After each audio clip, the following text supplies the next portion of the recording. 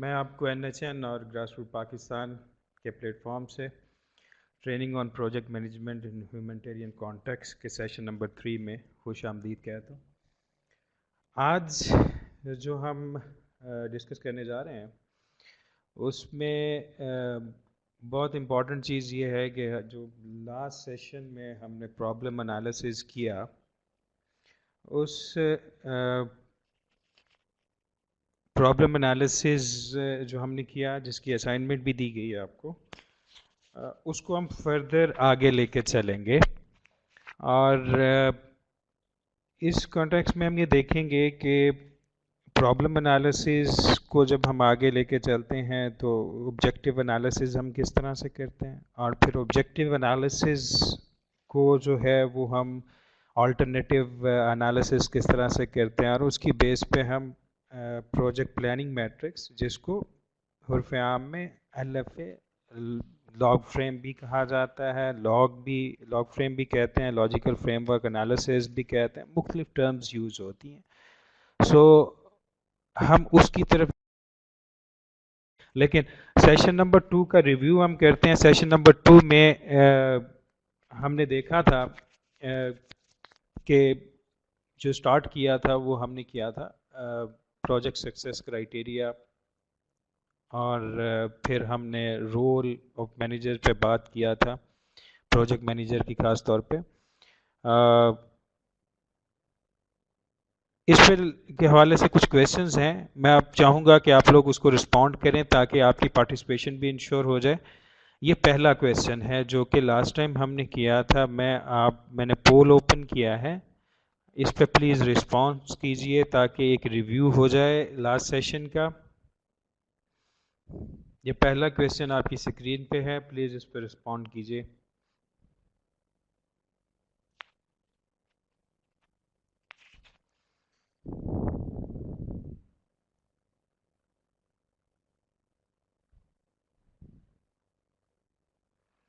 Dear participants, मैंने पोल open किया है, पोल पे रिस्पॉन्स कीजिए।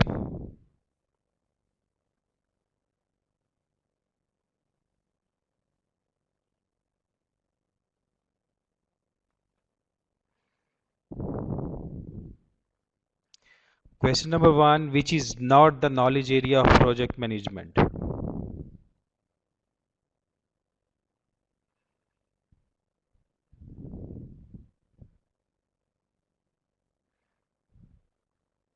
Which is not the knowledge area of project management?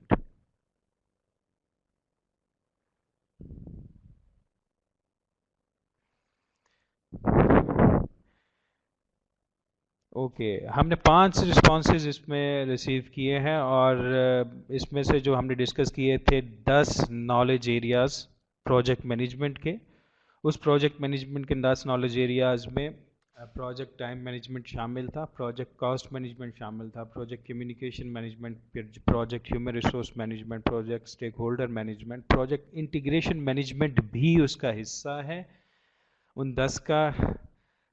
Project cycle management is not a knowledge area. Cycle management, क्योंकि project cycle management में हम different phases देखते हैं प्रोजेक्ट के, सो प्रोजेक्ट साइकिल मैनेजमेंट हिस्सा नहीं था, बाकी जितने भी हैं वो इस प्रोजेक्ट नॉलेज एरियाज के हिस्सा थे। ओके, एनीवेज नेक्स्ट क्वेश्चन पे चलते हैं।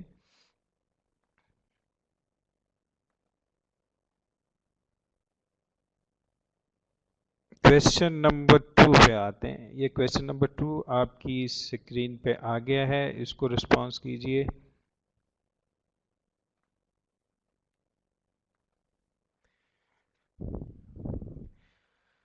Select which is not the criteria of project success. हमने प्रोजेक्ट सक्सेस का क्राइटेरिया डिस्कस किया था।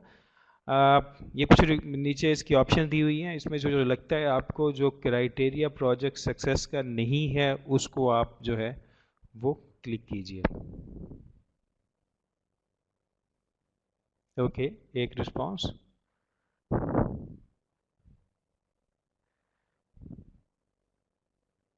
ऑलराइट,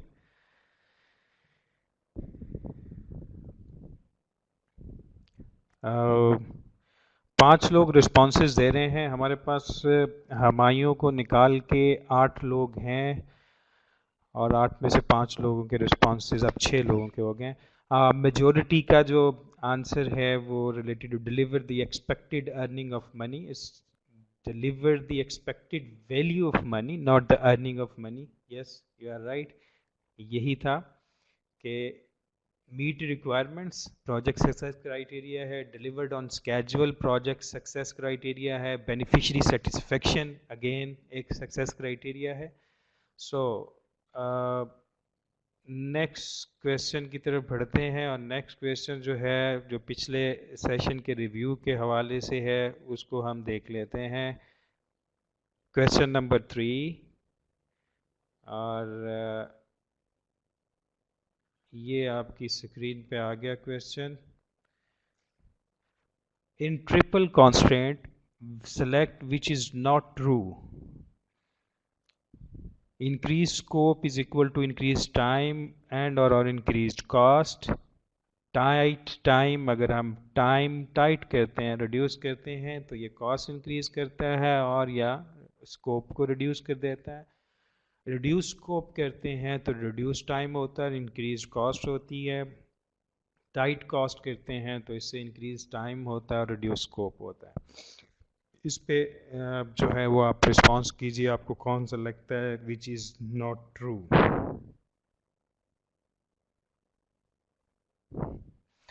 ट्रिपल कॉन्स्टेंट को हमने देखा था कि प्रोजेक्ट मैनेजर की जो मेन रोल्स एंड रिस्पॉन्सिबिलिटीज़ हैं उसमें सबसे अहम जो है वो ट्रिपल कॉन्स्टेंट मैनेज करना है, जिसमें टाइम है, स्कोप है, कॉस्ट है और क्वालिटी जो है वो उस ट्रायंगल के सेंटर में आती थी। That's brilliant, I like it. आप तमाम लोग एक ही स्टेज पे हैं, दिस इज़ गुड। ये आपका आंसर बिल्कुल सही है। आई थिंक अब जो है वो आप वेवलेंथ पकड़ रहे हैं। That's nice, that's nice. Next question जो है वो हमारे पास मौजूद है सेशन नंबर 2 के रिव्यू के हवाले से। Question number 4 and the question number 4 it says role of project manager, select which is not true. Role of project manager: direct and control the project. Option 2, carry out project work, manage project work and define the project work. Select which is not true.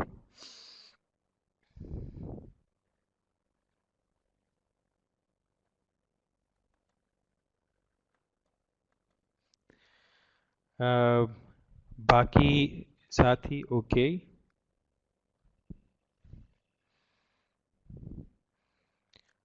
Alright, 5 responses हमें मिले हैं और 6 और majority ने जो टिक किया है वो carry out project work. Absolutely right, क्योंकि प्रोजेक्ट मैनेजर का काम डायरेक्ट करना है, कंट्रोल करना है प्रोजेक्ट को। कैरी आउट वो खुद से चीज़ों को, टास्क को करना शुरू कर देगा तो बहुत सारा प्रोजेक्ट का काम जो कि डायरेक्ट और कंट्रोलिंग के हवाले से, मैनेज करने के हवाले से है, वो फिर सफ़र करेगा। डिफाइन द प्रोजेक्ट उसका काम होता है जो फील्ड टीम्स को, ख़ासतौर पे जो प्रोजेक्ट टीम्स हैं उसमें प्रोजेक्ट को फर्दर डिफ़ाइन करे, उसको बताए कि क्या डूज एंड क्या डोंट्स हैं, क्या चीज़ें करनी है क्या नहीं करनी, स्कोप को प्रॉपरली डिफ़ाइन करे, वो उसके अंडर आ जाता है। सो लास्ट क्वेश्चन की तरफ चलते हैं इस पोल के, जो कि सेशन नंबर 2 के रिव्यू को हम देख रहे हैं और इस रिव्यू का लास्ट क्वेश्चन दिस वन, और ये क्वेश्चन है रिलेटेड टू जो असाइनमेंट हमने की है उस असाइनमेंट से रेलेवेंट है। Problem analysis provide select which is not true. Problem analysis provide select which is not true. Option number 1, justification and basis for the project plan, establishment of cause and effect hierarchy. Option number 3, identification of problems and opportunities related to subject, And number 4, inventory of problems. So आपको क्या लगता है कि कौन सा ठीक है, यानी कि select which is not true, select which is not true, आपने वो सिलेक्ट करना है जो ट्रू नहीं है।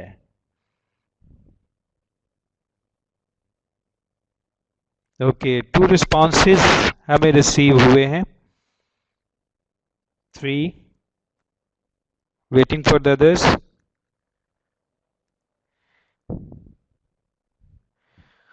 कुछ वॉइस का इशू आ रहा है, I am trying to figure it out कि वो क्यों आ रहा है।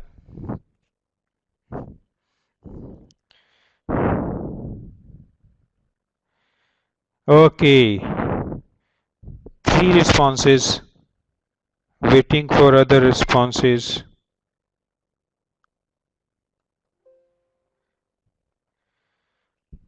ओके, बेसिकली जो प्रॉब्लम एनालिसिस है वो प्रोवाइड करता है justification and basis for the project plan. Yes, जो पहली है वो तो justification and basis for project plan provide करता है, क्योंकि हम प्रोजेक्ट प्लानिंग कर रहे हैं तो उसकी जस्टिफिकेशन भी देनी है और बेसिस भी प्रोवाइड करता है। Second, cause and effect. अगर हम आपने जो असाइनमेंट की है उसमें हमने यही चीज़ आइडेंटिफाई की है कि प्रॉब्लम के कॉजेज क्या हैं और उसके इफेक्ट्स क्या हैं, तो ये भी प्रोवाइड करता है। Identification of problem and opportunities related to the subject. अब identification of problems and opportunities, problem तो आइडेंटिफाई हो चुकी होती है और उस प्रॉब्लम का हम एनालिसिस करते हैं, तो प्रॉब्लम एनालिसिस हमें प्रॉब्लम्स की आइडेंटिफिकेशन नहीं करता, प्रॉब्लम्स ऑलरेडी जो आइडेंटिफाइड होती है उसके एनालिसिस पे हम बात करते हैं। तो ऑप्शन नंबर 3 जो है वो ट्रू है इस सेंस में, ट्रू इस सेंस में कि select which is not true, तो जो नॉट ट्रू है वो नंबर 3 है। इन्वेंटरी ऑफ प्रॉब्लम्स, और ये हमें इन्वेंटरी ऑफ प्रॉब्लम मीन जब एक प्रॉब्लम है उसका रूट कॉज भी एक और प्रॉब्लम होती है, उसका रूट कॉज एक और प्रॉब्लम होती है, तो हमें इन्वेंटरी ऑफ प्रॉब्लम्स ये प्रोवाइड करता है। सो ये एक सिंपल सा रिव्यू था, हमने इंटरेक्टिव वे से कर लिया।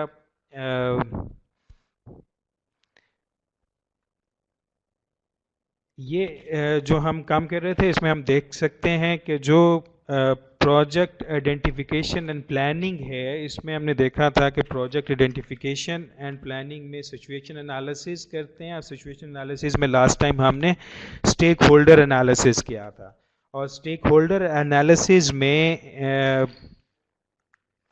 जो हमने उसके बाद देखा था प्रॉब्लम एनालिसिस और ऑब्जेक्टिव एनालिसिस आज हम करने वाले हैं, और उसकी बेस पे हम स्ट्रेटजी एनालिसिस करेंगे और देन हम प्रोजेक्ट प्लानिंग मैट्रिक। जो लास्ट टाइम हमने स्टार्ट किया था प्रोजेक्ट आइडेंटिफिकेशन एंड प्लानिंग, और उसमें हमने देखा था स्टेक होल्डर एनालिसिस हमने किया था, जैसे हमने स्टेक होल्डर्स को आइडेंटिफाई कर लिया था कि कौन कौन से स्टेक होल्डर्स हैं, कौन से हमारे डायरेक्ट स्टेक होल्डर्स हैं जिनके लिए हमने प्रोजेक्ट डिज़ाइन करना है, कौन से ऐसे हैं जो इनडायरेक्ट हैं। प्रॉब्लम एनालिसिस पे फिर हम आए थे, कोई एक प्रॉब्लम जिसको हम फोकल प्रॉब्लम कह रहे थे उसको हमने आइडेंटिफाई किया और उसकी बेस पे प्रॉब्लम ट्री एनालिसिस किया, जिसने हमें कॉजेज़ दे दिए और इफेक्ट दे दिए। आज जो है वो हम आगे चलेंगे और आगे हम बात करेंगे ऑब्जेक्टिव एनालिसिस, स्ट्रेटजी एनालिसिस और प्रोजेक्ट प्लानिंग मैट्रिक्स को हम आज टच करने वाले हैं। सो मैं वहाँ से ही शुरू करता हूँ जहाँ से लास्ट टाइम हम ने इसको ब्रेक किया था। हमने बात की थी पहले, कोई भी प्रोजेक्ट है उसमें हमने प्रोजेक्ट को डिज़ाइन करते हुए कोई कोर प्रॉब्लम लेनी है। कोर प्रॉब्लम ने हमने कल एग्जांपल के तौर पे लास्ट सेशन में देखा था आउटब्रेक ऑफ कैलोरा।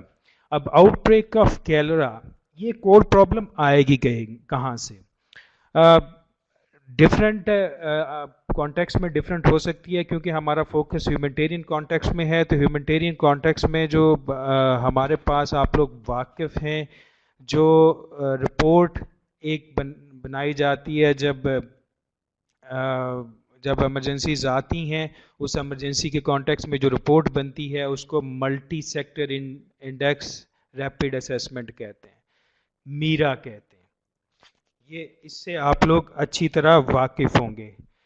मीरा से आप अच्छी तरह से वाकिफ़ हैं। ये एक रिपोर्ट मैंने 2014 की जो है, पंजाब में जो फ्लड आया था उसकी जो मीरा की रिपोर्ट आई थी, वो रिपोर्ट आपके सामने मौजूद है। इसका पेज नंबर 27 मैंने ओपन किया हुआ है, जस्ट फॉर एग्जांपल कि ये कोर प्रॉब्लम्स बेसिकली हम ड्राइव कहाँ से कर सकते हैं ह्यूमैनिटेरियन कॉन्टेक्स्ट में। तो एक बहुत बड़ा सोर्स है वो मीरा की रिपोर्ट है, जो कि इनिशियल जो है वो 72 आवर्स में जो असेसमेंट की जाती है, रैपिड असेसमेंट की जाती है, ये उसकी रिपोर्ट है। इसमें अगर आप देख सकते हैं ये एक वॉश क्या है, तो रिकमेंडेशंस में ऊपर फाइंडिंग्स लिखने के बाद जो है रिकमेंडेशन दे दी हैं। Interventions needed to increase access to safe drinking water. This include cleaning, disinfecting, and chlorination of the existing water supply schemes, rehabilitation of existing water supply scheme. पहला इशू यहाँ पे जो प्रॉब्लम नज़र आ रही है, lack of access to safe drinking water. Lack of access to safe drinking water. आपने यहाँ से इन रिकमेंडेशन से जो मीरा की रिपोर्ट की आई है, क्योंकि इसकी बेस पे ही जो इमरजेंसी रिलीफ फंड आता है वो इसी की बेस पे इंटरनेशनल डोनर जो पूल इन यूएन करता है वो इन्हीं इसी रिपोर्ट की बेस पे होता है। तो यहाँ से अगर आप प्रॉब्लम उठाते हैं, उस प्रॉब्लम पे प्रोजेक्ट डिज़ाइन करते हैं, तो ऑब्वियसली उसकी एक बेस है और वो बेस जो है वो मीरा ने आपको प्रोवाइड की है। तो आपने एक फोकल प्रॉब्लम जो कि रेलेवेंट टू यू है, अब आपके रेलेवेंट अगर आप काम कर रहे हैं वॉश पे, तो screen is not visible. Okay,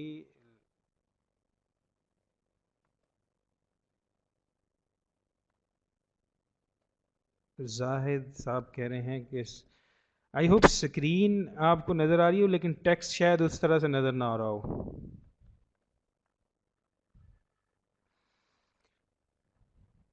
अब आप स्क्रीन देख पा रहे हैं? Okay, that's great. यहाँ से जो मीरा की रिपोर्ट थी, यहाँ से हमने एक फोकल प्रॉब्लम आइडेंटिफाई किया। ये फोकल प्रॉब्लम वो फोकल प्रॉब्लम है जिस पे हम काम कर रहे हैं, हमारी ऑर्गेनाइजेशन काम कर रही है, जो हमारा मैंडेट है। अब इस मीरा रिपोर्ट में वॉश से रिलेटेड भी होते हैं, हेल्थ से रिलेटेड, फूड सिक्योरिटी न्यूट्रिशन के रिलेटेड भी होता है, एजुकेशन से रिलेटेड भी होता है, शेल्टर से रेलिवेंट भी होता है। बहुत सारे सेक्टर्स जो कि हैं, हर एक पे जो है वो रिकमेंडेशन फाइंडिंग्स जो हैं वो हमारे पास मौजूद होती हैं। तो मैंने एग्ज़ाम्पल के तौर पे ये आपके साथ इस वजह से शेयर किया कि ये हमें बेस प्रोवाइड करता है कि हम जो हैं वो फोकल प्रॉब्लम को ये एक आइडेंटिफाई कर लें जो कि मीरा की रिपोर्ट में मौजूद है। अब जब मीरा की रिपोर्ट से आपने कोई फोकल प्रॉब्लम आइडेंटिफाई कर ली ह्यूमैनिटेरियन कॉन्टेक्स्ट में, या अगर आप डेवलपमेंट कॉन्टेक्स्ट में हैं तो आप जो है वो कोई जो आपके एरिया में अगर कोई ऐसा इस तरह का focal problem, core problem exist करती है, आप उसको आइडेंटिफाई कर सकते हैं। अगर आपने वो कोर प्रॉब्लम आइडेंटिफाई कर ली जो कि आपकी ऑर्गेनाइजेशन के रेलेवेंट है और आपके प्रोजेक्ट के रेलेवेंट है, ए प्रोजेक्ट एरिया के रेलेवेंट है, तो आपने वो यहाँ पे प्रॉब्लम ट्री एनालिसिस में अगर आप उसको डालते हैं, जैसे अभी हमने डाली है आउटब्रेक ऑफ कैलरा। जब हमने ये डाली तो इसके हमने कॉजेज़ देखे, इसके कॉजेज़ क्या हो सकते हैं। इसका पहला कॉज हमने देखा कि ये हो सकता है कि पुअर सैनिटेशन कंडीशन हो सकती हैं और अनहाइजेनिक हेल्थ प्रैक्टिसेस हो सकती हैं इसकी कॉजेज़। और इन कॉजेज़ की फर्दर कॉजेज़ जो हैं वो क्या हो सकती हैं, ओपन पिट लैट्रीन्स, पुअर ड्रेनेज, और अनहाइजेनिक हेल्थ प्रैक्टिसेस का है उसमें लैक ऑफ नॉलेज एक उसकी रीज़न हो सकती है। इनएबिलिटी टू परचेज सोप हो सकती है कि वो सोप भी परचेज नहीं कर पा रहे। कॉजेज़ जो हैं वो हम आइडेंटिफाई कर लेते हैं और फिर उसके अफेक्ट्स देख रहे हैं। जब हम उसके अफेक्ट्स देखते हैं तो उन इफेक्ट्स में हम देखते हैं कि आउटब्रेक ऑफ कैलरा का इफेक्ट क्या आ रहा है। इफेक्ट आ रहा है जी increased morbidity and mortality rate effect आ रहा है। और अगर ये मॉर्बिडिटी और मोर्टेलिटी रेट बढ़ रहा है तो इसका इफेक्ट क्या आ रहा है, increase demand on health services, कि जो हॉस्पिटल हैं, बेसिक हेल्थ यूनिट हैं, हेल्थ सर्विसेज मौजूद है, उस पर डिमांड बढ़ रही है क्योंकि लोग ज़्यादा बीमार हो रहे हैं। सो इस तरीके से हम उनके इफेक्ट्स देख लेते हैं। अब अगर हमने ये इफेक्ट्स देख लिए हैं और हमारे पास जो डिफरेंट साथियों ने अपनी असाइनमेंट शेयर भी की थी, उसमें मैं एक दो प्रोजेक्ट कर देता हूँ और ताकि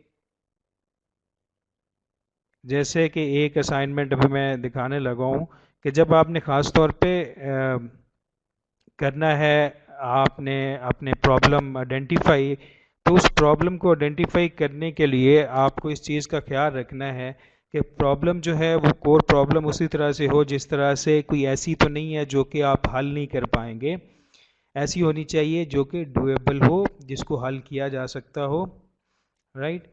जैसे अभी मैं एक जाहिर साहब की ओपन कर रहा हूँ, आपकी स्क्रीन पे अभी ये विजिबल हो जाएगी, और इसमें भी हम देखते हैं किस तरीके से इन्होंने जो है वो देखा है, उसके प्रॉब्लम के कॉजेज़ देखे हैं, उसके अफेक्ट्स देखे हैं। ये देखिए, इन्होंने जो कोर प्रॉब्लम आइडेंटिफाई की है वो mail nutrition problem in mother and child, इसकी देखी है, और इसकी रीज़न जो कॉजेज़ जो हैं इन्होंने आइडेंटिफाई किए हैं, poor health condition of women and child, और जो पुअर हेल्थ कंडीशन है उसकी रीज़न इन्होंने देखी है lack of knowledge on nutritious food, lack of healthy food, problem of, इसी तरह से दूसरी जो इन्होंने कॉजेज़ देखी हैं वो problem of safe deliveries, lack of access of healthy health facilities, lack of trained health workers in community. So ये रीजंस इन्होंने इसी तरीके से आइडेंटिफाई किए हैं, दैट्स गुड। सो इस तरीके से हम जो है वो डिफरेंट देख सकते हैं हमारे जो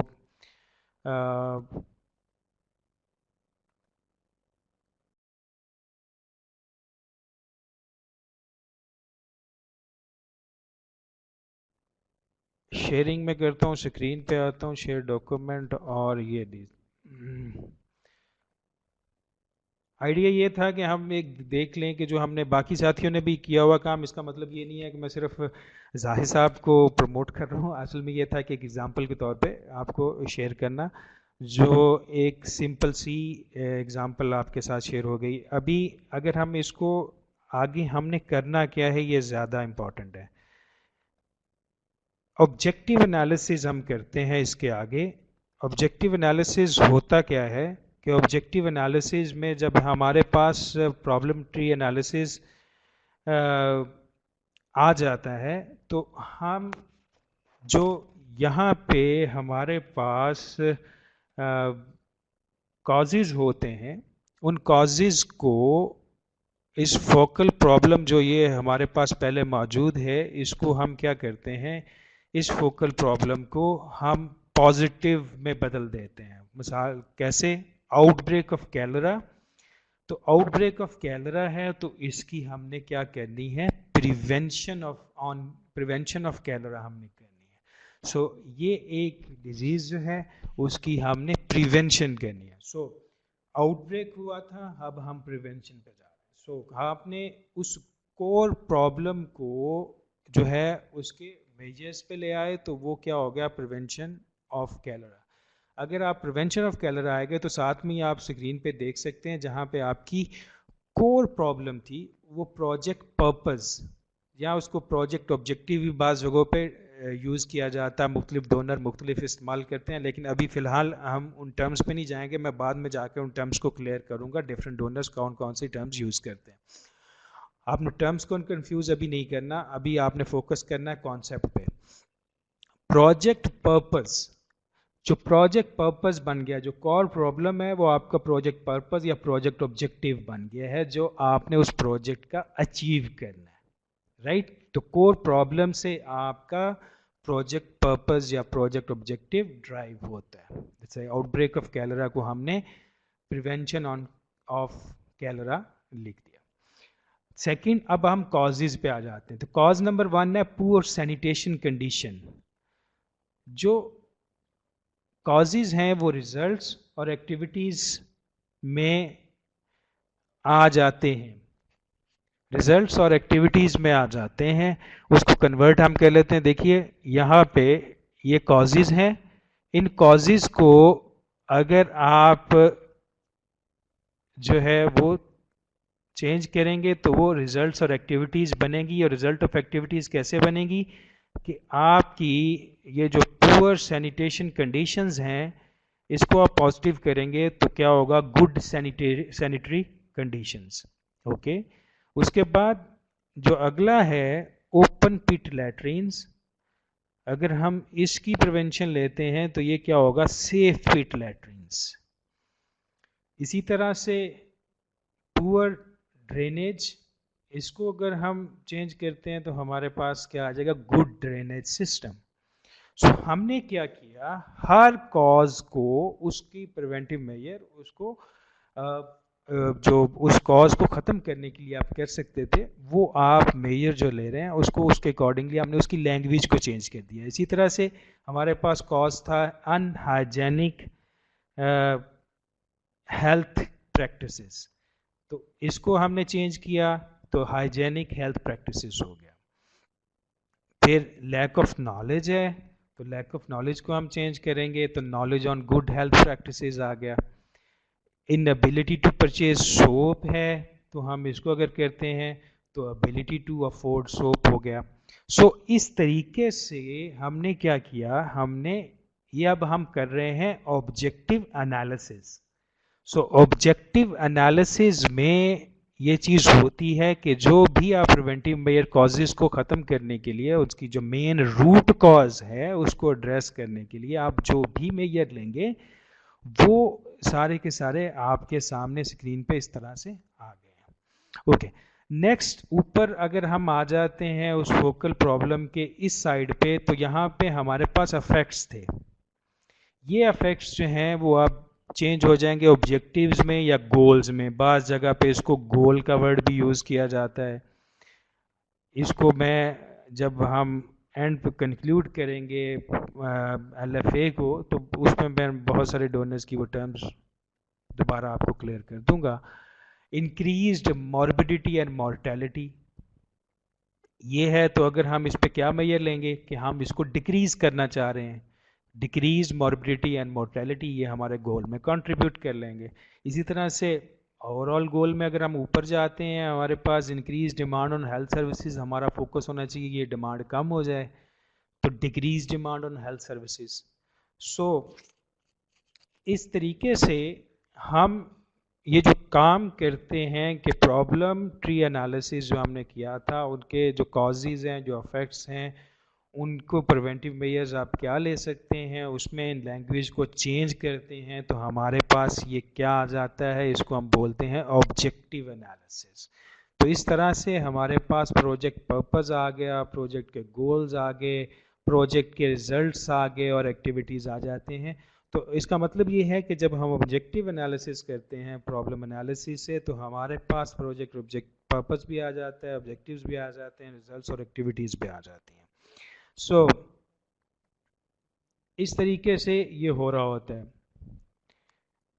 अब जिन पार्टिसिपेंट्स ने हमारे साथ अपनी असाइनमेंट्स शेयर की थी, आई वुड रिक्वेस्ट देम कि वो उन प्रॉब्लम्स को, यानी कि कॉजेज़ को, कोर प्रॉब्लम को और जो ऊपर उसके इफेक्ट्स थे उसको इसी तरीके से उनकी लैंग्वेज को आप बदलें। उस लैंग्वेज को आप बदलें तो आपके पास वो हो जाएगा ऑब्जेक्टिव एनालिसिस। जिन साथियों ने असाइनमेंट नहीं की उनसे मैं रिक्वेस्ट करूँगा कि वो, दो के मैं ये दिखा चुका हूँ, लेकिन उनसे रिक्वेस्ट ये करूँगा कि वो इसको दोबारा से इसी पे काम कर लें कि कोर प्रॉब्लम किस में बदल जाएगा, आउटब्रेक ऑफ कैलरा की जगह हम क्या लिखेंगे, पुअर सैनिटरी कंडीशन की जगह पे क्या लिखेंगे, ओपन पिट लेटरिन की जगह पे क्या लिखेंगे, पुअर ड्रेनेज की जगह पे हम कौन सी लैंग्वेज इस्तेमाल करेंगे। जिन्होंने नहीं किया हुआ था, अभी मैं 3 मिनट दे रहा हूँ, जिन्होंने असाइनमेंट की हुई थी वो असाइनमेंट में उन लैंग्वेज को बदल लें, जिन्होंने नहीं की हुई थी वो इसमें ही लैंग्वेज को बदल लें। अपनी अपनी नोटबुक्स को आप यूज़ कर सकते हैं, अगर कंप्यूटर को यूज़ करना चाहते हैं वो कर लें, लेकिन जस्ट ये आपको थोड़ा सा इन डेप्थ उसका फीलिंग्स भी आ जाएंगी और नॉलेज भी आ जाएगा। जस्ट हम 3 मिनट्स के लिए इसको करते हैं।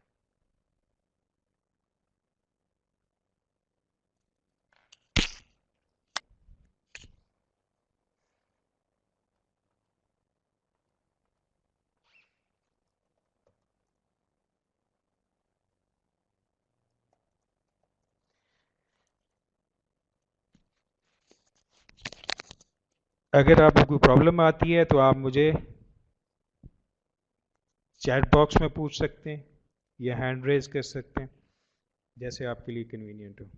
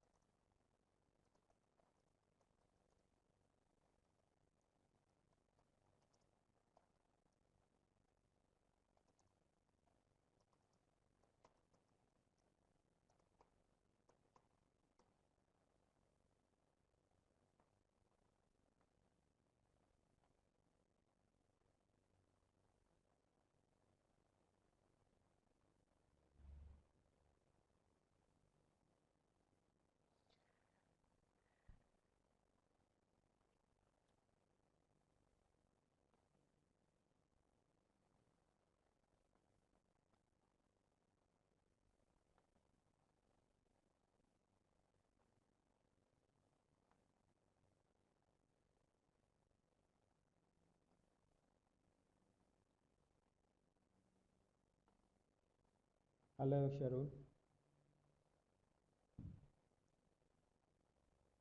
आपको आवाज़ आ रही है? आप अगर बोलना चाहें तो बोलें। आपका माइक मैंने ऑन कर दिया।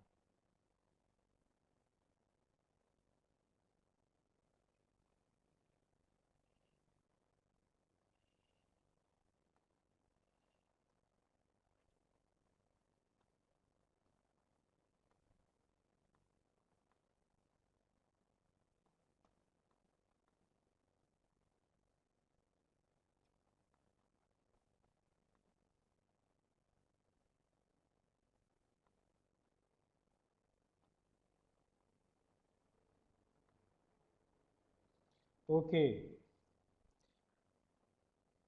आप लोग कर चुके हैं? प्लीज़ चैट बॉक्स में मुझे मैसेज भेजिएगा, आप लोग कर चुके हैं?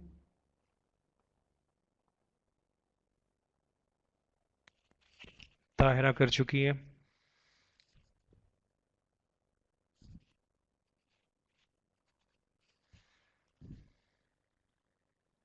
जाहिर साहब कर चुके हैं। कोई क्वेश्चन आपका इससे रेलेवेंट, कुछ बिगविटी कुछ पूछना चाहें आप लोग?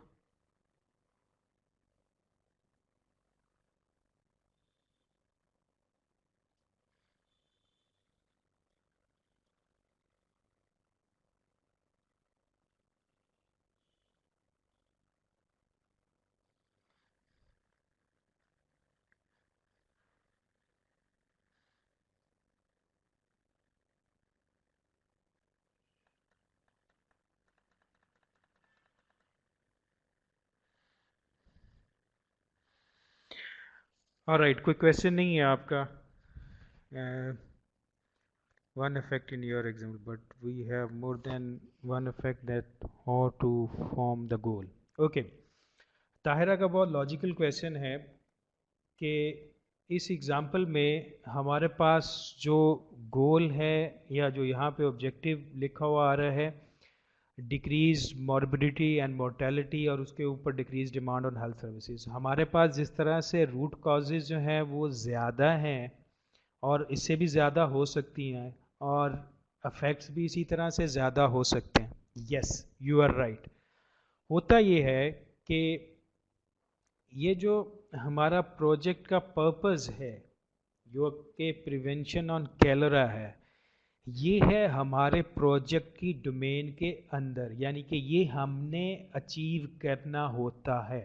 जब भी किसी डोनर को हम प्रपोजल लिखते हैं और जो प्रोजेक्ट ऑब्जेक्टिव पर्पस जो है वो हम सेट करते हैं, वो प्रोजेक्ट का जो ऑब्जेक्टिव है वो उस ड्यूरेशन में जो हम कमिट कर रहे होते हैं, 1 साल का प्रोजेक्ट है, 2 साल का प्रोजेक्ट है, वो हमने अचीव करना होता है। इसका मतलब है हम कमिट कर रहे हैं कि ये ऑब्जेक्टिव हम अचीव करेंगे। अब बात आ जाती है जो कि इसके ऊपर वाले हिस्सा है, जो अफेक्ट्स हैं, जो कि अब ऑब्जेक्टिव्स और गोल्स में कन्वर्ट हो गए हैं।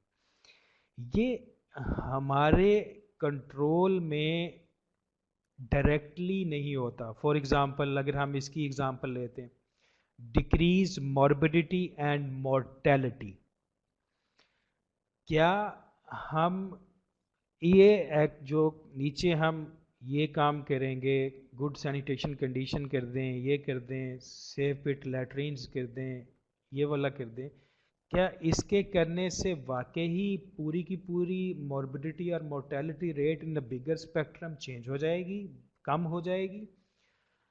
ये एक कंट्रीब्यूटिंग जो है वो फैक्टर होगा, लेकिन मुकम्मल तौर पे हम उसको डिक्रीज़ नहीं कर सकें, और सिग्निफिकेंट शायद उस तरह से हम एक पूरी कम्युनिटी के अंदर उस तरह से चेंज नहीं ला सकें, लेकिन थोड़ा सा कंट्रीब्यूट करेंगे। तो पहली चीज़ समझने की बात यह है कि प्रोजेक्ट पर्पस जो है वो कंट्रीब्यूट करता है गोल के अंदर या गोल्स के अंदर। सो इसका मतलब ये है कि जिस आपका एक प्रोजेक्ट ऑब्जेक्टिव जो है वो 2 3 4 गोल्स के अंदर जो है वो कंट्रीब्यूट कर सकता है। मैं कंट्रीब्यूट का वर्ड जो है वो जोर दे के बोल रहा हूँ, कंट्रीब्यूट कर सकता है। लेकिन आपको अपने प्रोजेक्ट के लिए वो गोल लेना होता है जिसमें आपका प्रोजेक्ट ऑब्जेक्टिव ज़्यादा कंट्रीब्यूट कर रहा है, क्योंकि अदरवाइज तो बहुत ज़्यादा गोल्स की लाइन लग जाएगी। वो आगे चल के अभी हमने जब स्ट्रेटजी एनालिसिस या ऑल्टरनेटिव एनालिसिस हम करेंगे तो वो हम उसमें उसको डिस्कस भी करेंगे। सो वो ज़्यादा हो सकते हैं, वहाँ पे फिर आप ट्रेड ऑफ करते हैं कि कौन से ऐसे जो है वो गोल्स हैं जो या गोल है जो कि डायरेक्टली अफेक्ट हो रहा है, जिसपे कंट्रीब्यूटिंग फैक्टर ज़्यादा है प्रोजेक्ट ऑब्जेक्टिव का, हम उसको ले लेते हैं। सो आई होप ये एक क्लैरिटी यहाँ पे इस लेवल पे आपको हो गई होगी कि ये कंट्रीब्यूट हम कर रहे होते हैं, जो गोल हम अपने प्रोजेक्ट के अंदर सेट कर रहे होते हैं, वो सारा का सारा गोल उस ड्यूरेशन के अंदर हम अचीव नहीं कर सकते, लेकिन हम एक कंट्रीब्यूटिंग फैक्टर होते हैं जब हम वो प्रोजेक्ट कर रहे होते हैं। सो एक से ज़्यादा गोल्स भी हो जाते हैं और उस पर आप फिर ट्रेड ऑफ करते हैं किस में ज़्यादा कंट्रीब्यूट हो रहा है, हम उन गोल्स को लेते हैं ताकि उसके इफेक्ट को बेहतर तरीके से हम देख भी सकें। ऑलराइट, कोई और क्वेश्चन? ओके, आगे बढ़ते हैं। इससे जब हम ऑब्जेक्टिव एनालिसिस कर चुके होते हैं तो अगला काम होता है ऑल्टरनेटिव एनालिसिस। ऑल्टरनेटिव एनालिसिस या बाज़ जगहों पे इसको स्ट्रेटजी एनालिसिस भी कहते हैं। जो स्ट्रेटजी एनालिसिस या ऑल्टरनेटिव एनालिसिस है, इसका पर्पस होता है कि आप जो मुमकिना ऑल्टरनेटिव्स ऑप्शंस मौजूद हैं उनको आइडेंटिफाई करें। पहली चीज़ कि कौन कौन से ऑल्टरनेटिव्स मौजूद हैं उस ऑब्जेक्टिव को अचीव करने के लिए। Assess the feasibility of these, और फिर ये देखें क्या इसकी फिजिबिलिटी भी बनती है आपकी ऑर्गेनाइजेशन के कॉन्टेक्स्ट में, डोनर के कॉन्टेक्स्ट में, जो स्टेक होल्डर की एक्सपेक्टेशन है उनके कॉन्टेक्स्ट में। जब हम फिजिबिलिटी की बात करते हैं तो हमारे पास सर्टेन लिमिटेशंस और रिक्वायरमेंट्स आ जाती हैं। कुछ चीज़ें हम कर पाते हैं, कुछ चीज़ें हम नहीं कर पाते। वो हम देखते हैं कौन कौन सी चीज़ें जो हैं वो इस डोमेन में रहते हुए हम कर पाएंगे, इस टाइम फ्रेम में रहते हुए हम कर पाएंगे, इस फंडिंग में हम कर पाएंगे, जितनी फंडिंग अवेलेबल है इस फंडिंग में हम कर पाएंगे, या डोनर जो रिक्वायर कर रहा है उसके उस स्कोप से बाहर, रिक्वायरमेंट से बाहर निकल रहा है तो उसको हम कर पाएंगे नहीं कर पाएंगे। तो वो सारी चीज़ें जो हैं वो हम उसकी फिजिबिलिटी को and agree upon one project strategy, और फिर हम देखते हैं किसी एक पे एग्री करते हैं। जब हम एग्री करने की बात करते हैं तो एग्री में ये होता है कि हमारे पास अगर हम इसको देखें तो हो सकता है कि गुड सैनिटरी कंडीशन, हम जो सैनिटेशन पे तो काम कर रहे हैं तो हम सेफ पिट लैट्रिन्स हमारा कंपोनेंट नहीं है, हम जो है वो सेफ पिट लैट्रिन्स उनको बना के नहीं दे सकते, ना ही इतने फंड्स अवेलेबल हैं। गुड ड्रेनेज सिस्टम हम उनको डेवलप करके नहीं दे सकते क्योंकि हमारे प्रोजेक्ट की ये नौयत नहीं है कि हार्ड कंपोनेंट हमने प्रोवाइड करना है, लेकिन इस प्रोजेक्ट पर्पस को अचीव करने के लिए ये बहुत ज़रूरी है। तो हम दूसरे पे मूव करते हैं, उसमें क्या अनहाइजीनिक हेल्थ प्रैक्टिसेस, और हाइजीनिक हेल्थ प्रैक्टिसेस में हम नॉलेज, और हम कहते हैं कि सॉफ्ट कंपोनेंट है हम इस पे काम करते हैं, ये हम रखेंगे। एबिलिटी टू अफोर्ड सोप, चलें इस लेवल पे हम उनको प्रोवाइड कर सकते हैं कि उनकी कोई एबिलिटी, इतना कोई लाइवलीहुड का प्रोजेक्ट या कुछ इस तरह की सिचुएशन के उनका रोज़गार का सिलसिला चले कि वो इतना तो अफोर्ड कर सकें, या कुछ लो कॉस्ट उनको आप मेजर्स दे दें, लो कॉस्ट जो है वो चीज़ दे दें जिससे वो उनकी एबिलिटी टू अफोर्ड सो हो जाए। आप कहते हैं कि हम ये कर सकते हैं, ये कर सकते हैं, लेकिन हम लेटरिन्स बना के नहीं दे सकते, ना हमारे पास बजट है। तो आप कहते हैं कि अच्छा अगर बना के नहीं दे सकते लेकिन लेटरिन तो होनी चाहिए, नहीं तो प्रोजेक्ट पर्पस अचीव नहीं होगा। तो आप क्या कहते हैं, आप कहते हैं कि हम लोगों को मोबिलाइज करेंगे, रिसोर्सेज मोबिलाइज करेंगे, सोशल मोबिलाइजेशन करेंगे, कम्युनिटी को अवेयरनेस देंगे कि वो पिट लैट्रिन्स बनाए, और गुड ड्रेनेज सिस्टम के लिए हम जो है वो करेंगे। इस तरीके से हम क्या कर रहे होते हैं, हम ऑल्टरनेटिव एनालिसिस कर रहे होते हैं कि हम क्या कर सकते हैं, ठीक है, उसके अकॉर्डिंगली हम चीज़ों को देख सकते हैं। तो अल्टरनेटिव ऑप्शंस में हम क्या देखते हैं, हम आइडेंटिफाई करते हैं मीन्स एंड लैडर्स।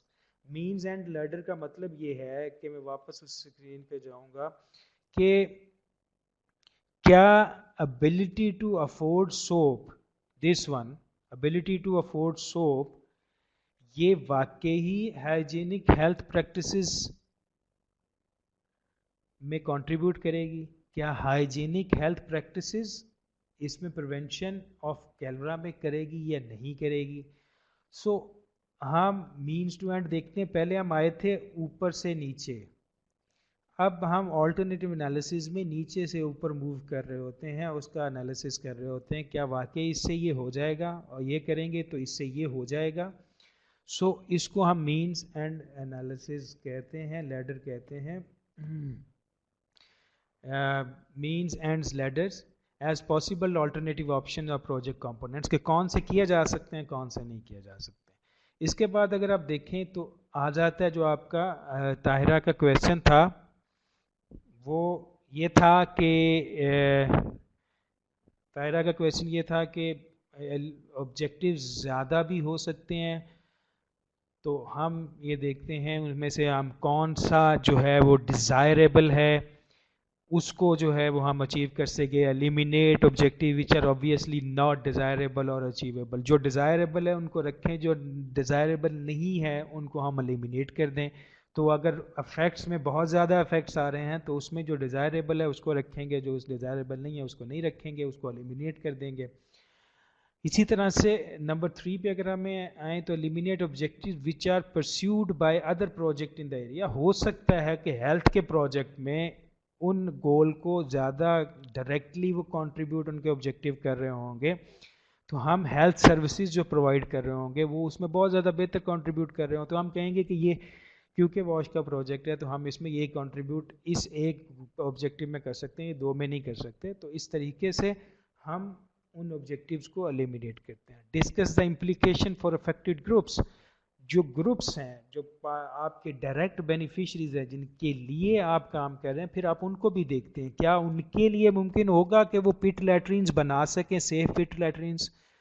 अगर आप ये ऑप्शन देख रहे हैं कि जी हमने ये करना है कि लोगों के रिसोर्स मोबिलाइजेशन करनी है, तो फिर आप देखते हैं कि क्या वो रिसोर्स मोबिलाइजेशन लोगों को मोटिवेट करेंगे, अवेयरनेस देंगे, लोकल रिसोर्स लाएंगे, क्या इस तरह से हो पाएगा या नहीं हो पाएगा। तो आप डिफरेंट इम्प्लीकेशंस जो हैं वो चेक करते हैं, वो ही अल्टरनेटिव ऑप्शंस में ही किया जा रहा होता है या स्ट्रेटजी एनालिसिस में किया जा रहा होता है। तो डिफरेंट इम्प्लीकेशंस देखते हैं। फॉर एग्जांपल, मिसाल के तौर पे, जब भी आप कोई प्रोजेक्ट इस तरह से दे, अल्टरनेटिव एनालिसिस कर रहे होते हैं, तो उस अल्टरनेटिव एनालिसिस में आपके पास इस तरह से कुछ क्राइटेरिया आ जाते हैं, जो डोनर ड्रिवन होता है या आपकी ऑर्गेनाइजेशन के हवाले से होता है, जैसे expertise and experience of your organisation.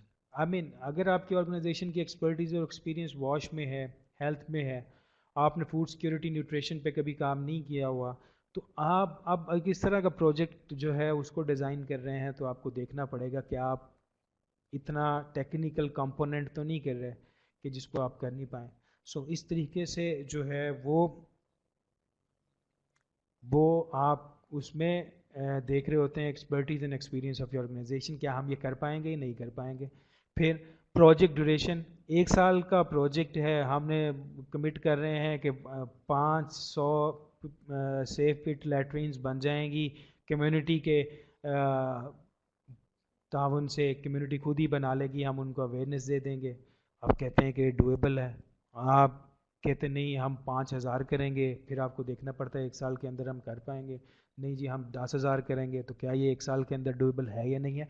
तो आपको उसके अकॉर्डिंगली वो चीज़ें जो हैं वो सेट करनी पड़ती हैं। सस्टेनेबिलिटी आपको देखनी होती है, क्योंकि आपको पता है कि डोनर जब भी कोई बात आपके प्रपोजल मांगता है, कॉन्सेप्ट नोट मांगता है, तो आपसे ये ज़रूर उसमें कंपोनेंट होता है कि जो आप काम करेंगे, जो पॉकेट ऑफ एक्सीलेंस क्रिएट करेंगे, जो अच्छी चीज़ आप क्रिएट करेंगे, तो उसको सस्टेन कैसे रखा जाएगा, उसके बाद क्या होगा जब प्रोजेक्ट एंड हो जाएगा।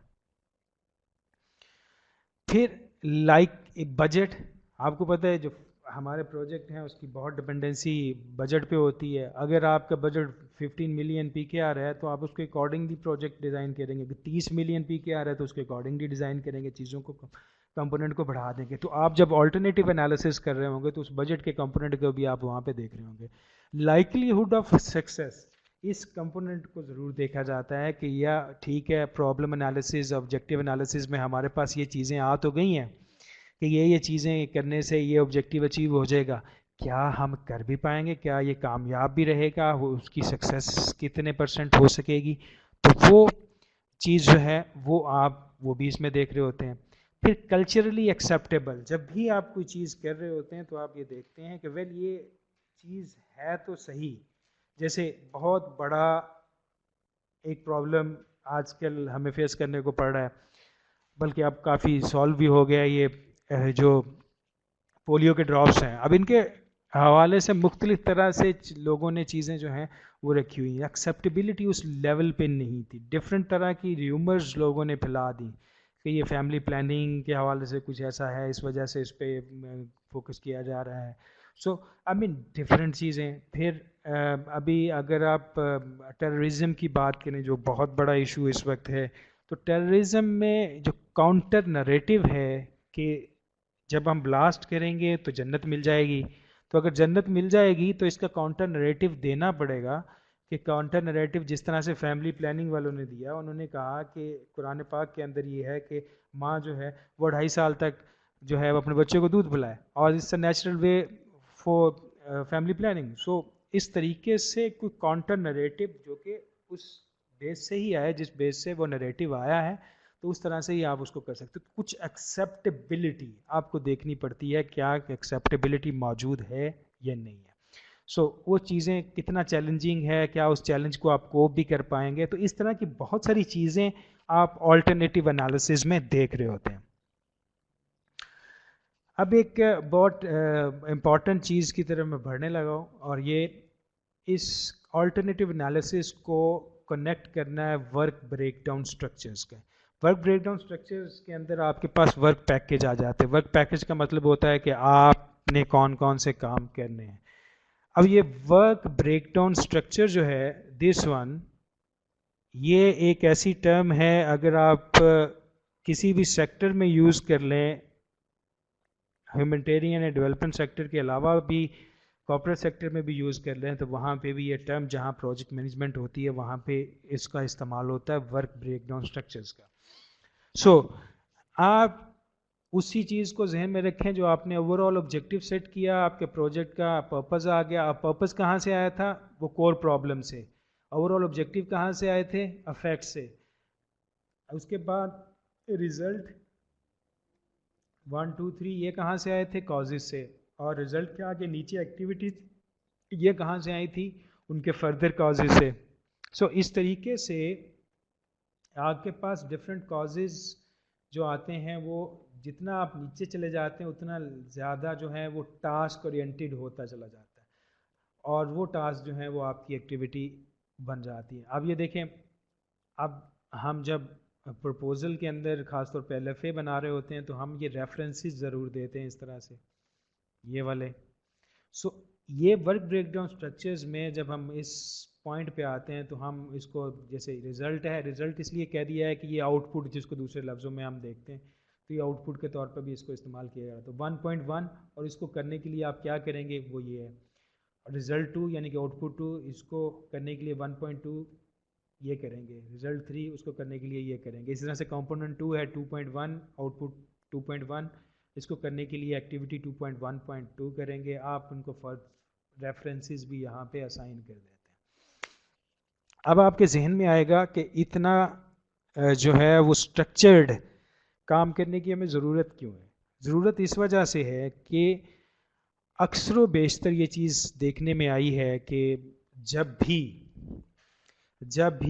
प्रोजेक्ट टीम से या प्रोजेक्ट मैनेजर से कुछ चीज़ पूछी जाती है कि ये आप स्पेसिफिक ये वाली जो एक्टिविटी कर रहे हैं, ये एक्टिविटी इसमें किस तरह से कंट्रीब्यूट कर रही है, तो बहुत सारी प्रोजेक्ट टीम उसको प्रॉपरली आइडेंटिफाई नहीं कर पाती। तो ये आपको 1 पेजर 2 पेजर प्रोजेक्ट का एक पूरा जो है वो लेआउट दे देता है, जिसमें आप देख सकते हैं एक प्रॉपर हायरार्की है, जिसमें आप ये देखते हैं कि कौन सी एक्टिविटी किस आउटपुट में कर रही है, और कौन सी आउटपुट किस पर्पज़ के अंदर जो है वो कंट्रीब्यूट कर रही है, और पर्पज़ ओवरऑल ऑब्जेक्टिव है। तो एक प्रॉपर सीक्वेंस आपका बन जाता है, आप एक लॉजिकल सीक्वेंस में इन चीज़ों को देख सकते हैं। सो ये चीज़ कहलाती है, जो कि हम ऑल्टरनेटिव एनालिसिस करते हैं, तो हम इस लेवल पे पहुंच चुके होते हैं कि हमारे पास पर्पज़ आ गया प्रोजेक्ट का, ओवरऑल ऑब्जेक्टिव आ गया, कंपोनेंट आ गए, रिजल्ट 1, रिजल्ट 2, रिजल्ट 3। लेकिन मोस्टली आपने देखा हो तो डोनर तो इस तरह की चीज़ जो है वो हमसे डिमांड ही नहीं करता कि आप वर्क ब्रेकडाउन स्ट्रक्चर बनाएं। वो हमसे कहता है कि जी आप LFA बनाएं, अगर आप प्रपोजल लिख रहे हैं तो logical framework analysis, project planning matrix जो है वो हाई लेवल वो बना के भेजें। तो अब आपके जहन में सवाल आएगा कि हम इसको उसमें किस तरह से कन्वर्ट कर सकते हैं। सो ये चीज़ उसी के लिए ही की जा रही थी। ये हमें बहुत आसान कर देता है लॉजिकल फ्रेमवर्क एनालिसिस में इसको डालने के लिए। ये सारी वही चीज़ें जो उसके अंदर हमने पुट इन करनी होती है। अभी अगली कुछ स्लाइड्स में जब हम देखेंगे उसको, तो आपको पता चलेगा कि ये बहुत आसान हो गया है प्रोजेक्ट प्लानिंग मैट्रिक्स या LFA या लॉग फ्रेम बनाना। यूजुअली जो जनरल सीक्वेंस ऑफ कंप्लीशन है, ये कुछ आपके सामने लॉग फ्रेम या प्रोजेक्ट प्लानिंग मैट्रिक्स का एक लेआउट मौजूद है, एक टेम्पलेट मौजूद है। इसको फिल करने का तरीका होता है, एक तरीका होता है जिस तरीके के तहत इसको फिल किया जाता है, एक सीक्वेंस होता है, और सीक्वेंस ऑफ कंप्लीशन इसको कहते हैं। उसको फॉलो किया जाए तो हमारी लाइफ बहुत आसान हो जाती है। सबसे पहले अगर आप नंबर 1 पे देखें तो हमारे पास है ओवरऑल ऑब्जेक्टिव। ओवरऑल ऑब्जेक्टिव हमें कहाँ से आएगा? ओवरऑल ऑब्जेक्टिव हमें यहाँ से आएगा, जो ऊपर आ रहे थे, जो अफेक्ट्स में आ रहे थे। तो अफेक्ट से हमारे पास ओवरऑल ऑब्जेक्टिव आ जाएगा, तो वो यहाँ पे लिख लेंगे। पर्पस, जो कोर प्रॉब्लम थी जब हमने ऑब्जेक्टिव एनालिसिस किया तो हमारा पर्पस बन गया, तो वो यहाँ पे आ जाएगा। उसके बाद रिजल्ट्स, जो पहले जो लेयर थी कॉजेज की, कोर प्रॉब्लम की, वो हमारे रिजल्ट्स यहाँ पे आ जाएंगे। और उस रिजल्ट्स के नीचे जो एक्टिविटीज़ थी वो यहाँ पे आ जाएंगी। सो ये ऑप्शनल होती है मैट्रिक्स के अंदर एक्टिविटीज़ को शामिल करना, इसका अलहदा से गैंट चार्ट भी बनाया जाता है, लेकिन रेफरेंस ये वाले देखें। सो इसके अंदर भी आप शामिल कर सकते हैं, इसको अलहदा से गैंट चार्ट में भी आप डाल सकते हैं। फिर जब ये आप कॉलम फिल कर चुके होते हैं तब आप अजम्पशंस पे आते हैं। अजम्पशंस आगे चल के मैं बयान करूँगा अजम्पशंस क्या होती हैं। तो आप देखते हैं क्या ये अजम्पशन हमारी अगर कंप्लीट होगी तो ये रिज़ल्ट अचीव हो पाएगा। इसी तरह से ये अजम्पशन अज्यूम हम कर रहे हैं ये चीज़ होगी तो ये अचीव हो पाएगा, ये होगी तो ये अचीव कर पाएगा। तो अजम्पशंस वो चीज़ें हैं जो कि एक्सटर्नल फैक्टर्स हैं, जो फैक्टर्स हमारे प्रोजेक्ट के कंट्रोल में बहुत कम होते हैं। अगर वो वैसा हो जाएगा तो वो अफेक्ट करेगा पर्पस। मैं एग्जांपल के साथ इस अजम्पशन को आगे मैं डिस्क्राइब करूंगा, अभी फ़िलहाल इसके स्ट्रक्चर को हम समझ लें। तो वो अजम्पशन जो है वो अगर ये 5 वाली ट्रू होगी तो वो 3 यानी कि रिज़ल्ट को अचीव करने में कंट्रीब्यूट करेगा। अगर 6 अजम्पशन जो पॉइंट पे है ये अचीव होगी तो पर्पस जो है वो अचीव हो पाएगा। तो अजम्पशन जो है वो एक्सटर्नल फैक्टर्स हैं जो कि प्रोजेक्ट के इंटरनल कंट्रोल में कम होते हैं और वो एक्सटर्नल चीज़ें होती हैं। सो वो अचीव हो पाएंगे, डिपेंडेंसी इन पे आ जाती है कि या ये अजम्पशन ट्रू होगी तो ये होगा। ओके जब आप ये फिल कर चुके होते हैं तब आप इंडिकेटर्स पे आते हैं। इंडिकेटर्स का वर्ड तो आप लोगों ने सुना हुआ है, हम थोड़ा सा इसको डिटेल में देखेंगे भी। और जब आप ये कर चुके होते हैं तो आखिरी कॉलम जो आप फिल करते हैं वो आप कर रहे होते हैं जनाब सोर्सेज ऑफ वेरिफिकेशन। 8 किया तो इसका सोर्सेज या मीन्स ऑफ वेरिफिकेशन भी हम इसको बोलते हैं। सो जैसे मैंने कहा कि डिफरेंट टर्म्स यूज़ होती हैं, सोर्सेज ऑफ इंफॉर्मेशन या mean of verification is the same thing. के रिपोर्ट्स होंगी, फ़ोटोग्राफ्स होंगी, इसी तरह से जो डिफरेंट सर्वे स्टडीज़ होंगी तो वो सोर्सेज ऑफ वेरिफिकेशन है, मीन ऑफ वेरिफिकेशन है, वो यहाँ पे हम डाल देते हैं। सो ये है प्रोजेक्ट प्लानिंग मैट्रिक्स, जिसको आप लॉग फ्रेम भी कहते हैं, जिसको आप जो है लॉजिकल फ्रेमवर्क एनालिसिस भी कहते हैं। डिफरेंट टर्मिनोलॉजी यूज़ होती हैं लेकिन बिहाइंड द सीन कॉन्सेप्ट जो है वो सेम यही होता है। कुछ टर्म्स डिफरेंट ओनर्स की डिफरेंट हो सकती हैं लेकिन कॉन्सेप्ट यही है। सो यहाँ तक आपका कोई सवाल?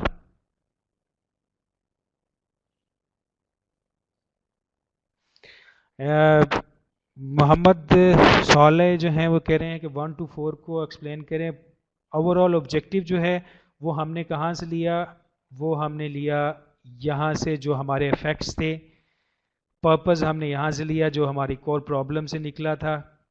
और रिजल्ट्स हमने लिए जो नंबर 3 पे हैं वो यहाँ से लिए हमने। सो इस तरीके से हमने ये चीज़ें जो हैं वो प्रोजेक्ट प्लानिंग मैट्रिक्स में डाल दी। सो ये चीज़ तो है, एक लॉजिकल सीक्वेंस आपको पता चल गया। जब भी आप प्रोजेक्ट प्लानिंग मैट्रिक्स LFA बनाने जाएंगे तो आपका प्रोसेस क्या हो सकता है? पहले कोर प्रॉब्लम आइडेंटिफाई करनी है, core problem analysis, problem tree analysis करेंगे, प्रॉब्लम ट्री एनालिसिस से ऑब्जेक्टिव एनालिसिस करेंगे जहाँ पे हम प्रिवेंटिव मेजर्स लैंग्वेज बदल देंगे। उसके बाद ऑल्टरनेटिव एनालिसिस करेंगे, हम देखेंगे क्या चीज़ें कर सकते हैं क्या नहीं कर सकते, क्या ये वाकई मुमकिन है या नहीं। फिजिबिलिटी को देख रहे होते हैं, फिजिबिलिटी जब और डिफरेंट ऑप्शंस को हम चेक कर रहे होते हैं, क्या हम वो कर सकते हैं नहीं कर सकते। हम एलिमिनेट कर रहे होते हैं कुछ ऑब्जेक्टिव्स क्या जिनको हम अचीव नहीं कर पाएंगे। तो इस तरीके से हम अल्टरनेटिव एनालिसिस करने के बाद जो है वो प्रोजेक्ट प्लानिंग मैट्रिक्स पर पहुंचते हैं, जिसके सीक्वेंस को हमने देख लिया। यहाँ पे नंबर लिखे हुए, पहले कौन सा फिल करना फिर कौन सा फिल करना। सो इस पे नेक्स्ट पे अगर हम आए तो अभी हम ग्रुप डिस्कशन तो नहीं करेंगे, लेकिन आपको लिए सिर्फ 1 मिनट दे रहा हूँ। जो हमने डिस्कस किया है इसको थोड़ा सा जो है वो आप रिफ्लेक्ट बैक करें, चीज़ों को अंडरस्टैंड करें। आपने जो एग्ज़ाम्पल ली हुई थी, जो एग्ज़ाम्पल आपने असाइनमेंट में की हुई थी, उसको ज़रा देखें कि वो इस फॉर्म में किस तरह से आपके पास जो है वो आ सकता है और ये फॉर्म उसकी किस तरह की बन सकती है। Just 1 minute to reflect back, ताकि आपके लिए जो है वो आसानी हो जाए।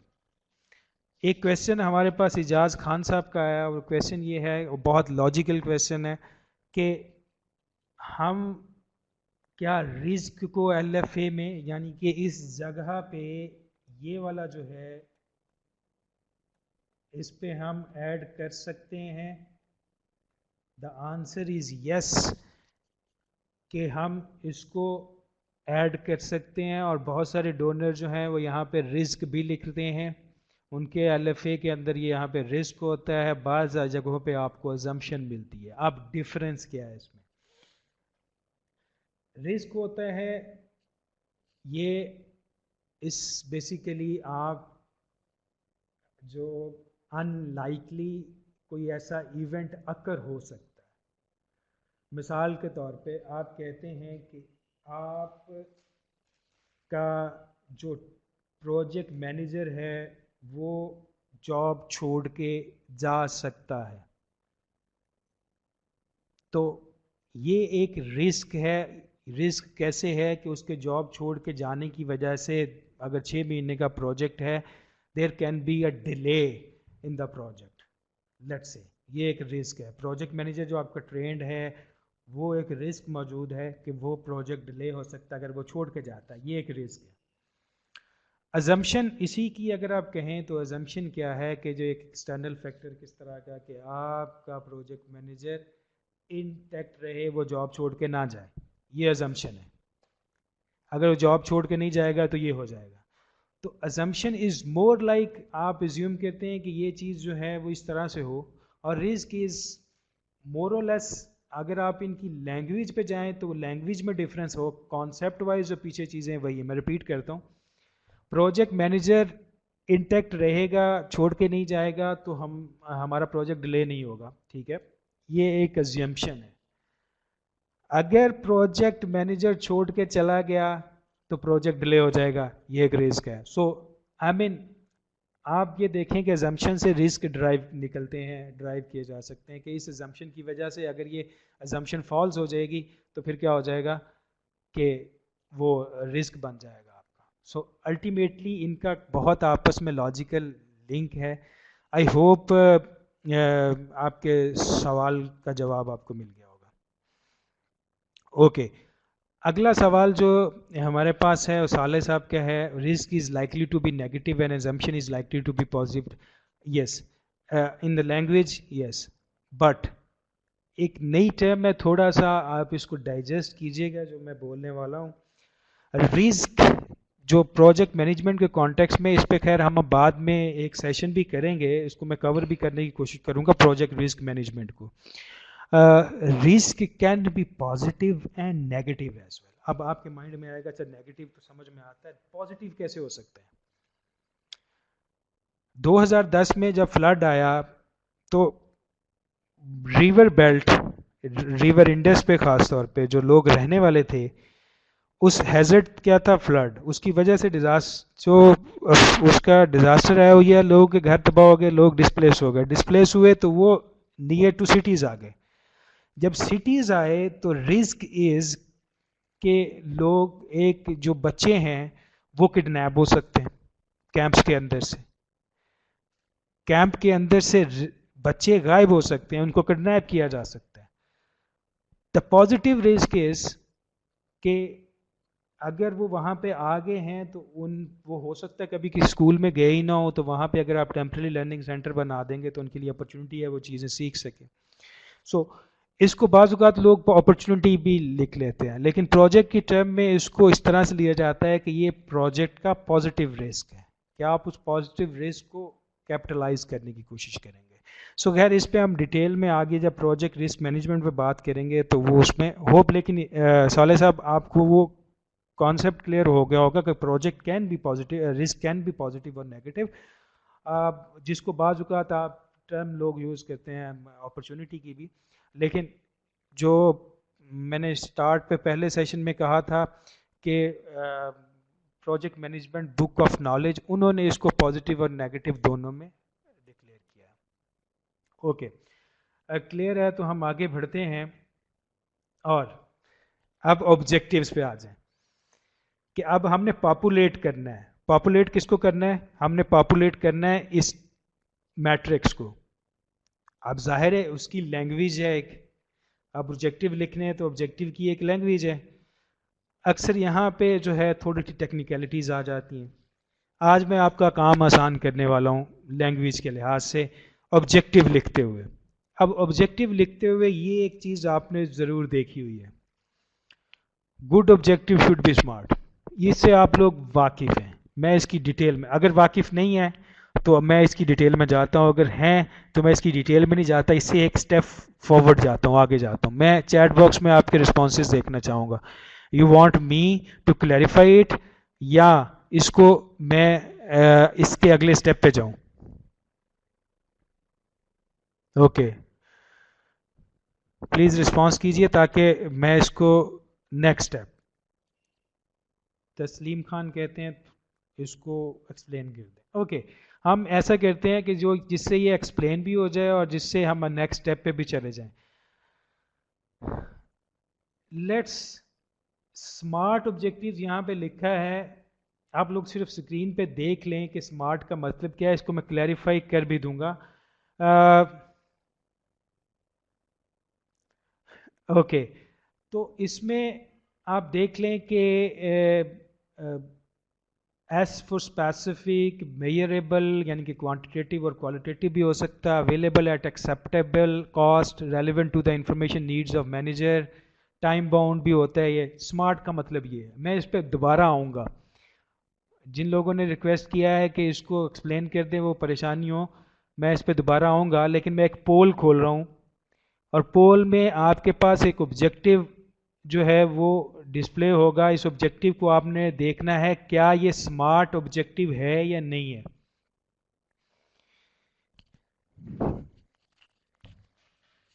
आपके सामने पोल ओपन हुआ है। Objective is to enhance knowledge about HIV/AIDS among young people in the community.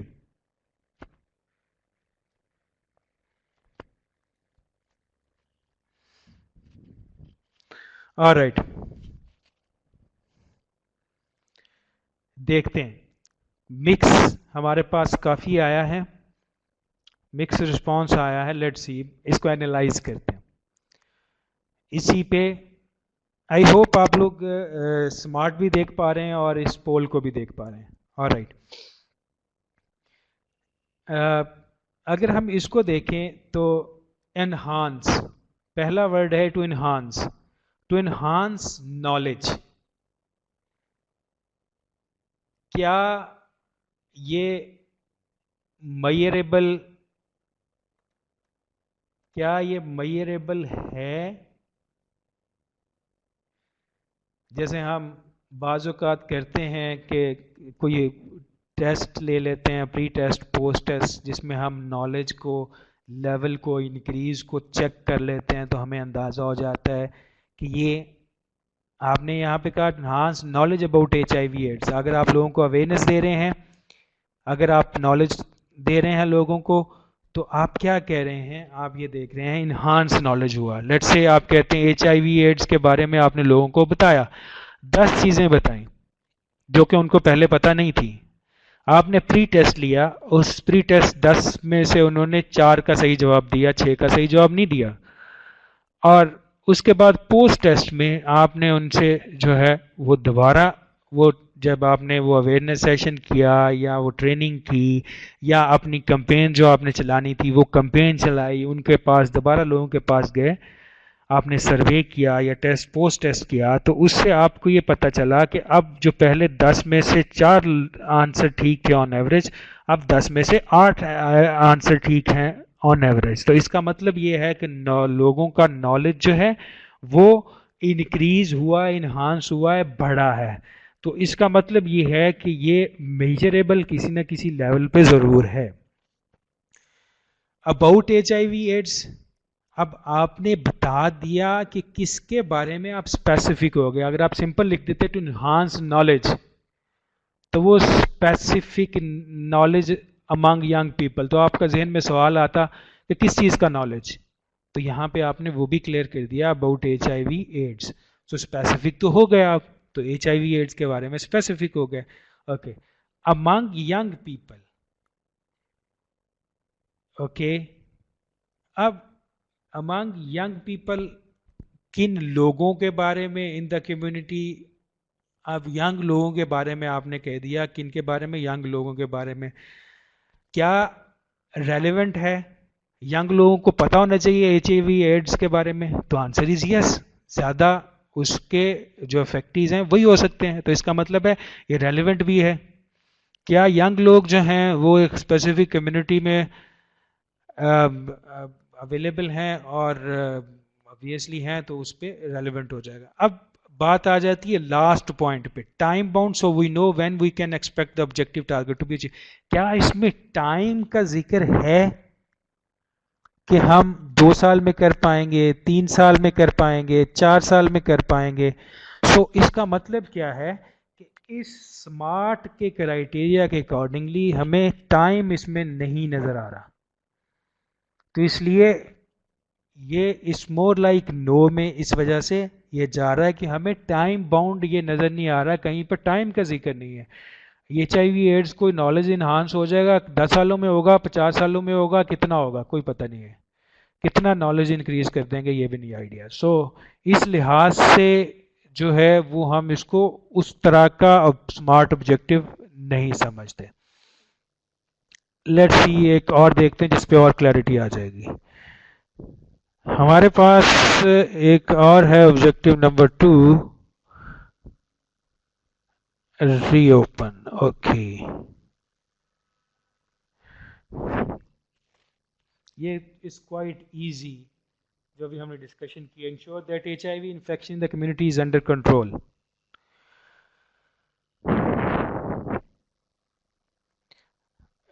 Sharone, मैं आपके को फर्दर क्लैरिटी दूंगा, अभी आप इसको रेट कीजिए। हमारे पास 5 ऐसी एग्जांपल्स हैं, हम उसको डिस्कस कर लेंगे, फिर हम देखेंगे कि मेजरेबिलिटी होती क्या है।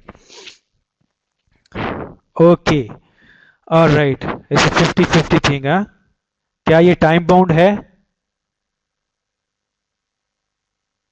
टाइम का जिक्र है यहाँ पे कहीं? हमारा जो लास्ट में था इसमें है?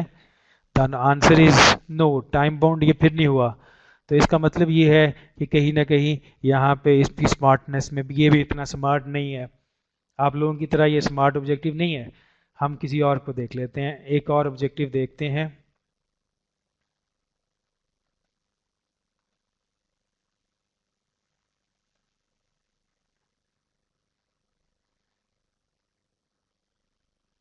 ये जरा देखिए,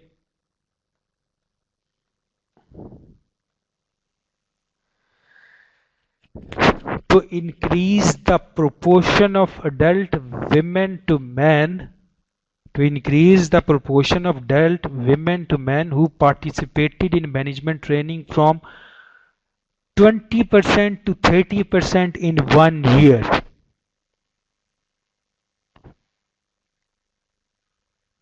अब देखिए इसकी स्मार्टनेस, कि ये क्या स्मार्ट है या नहीं है।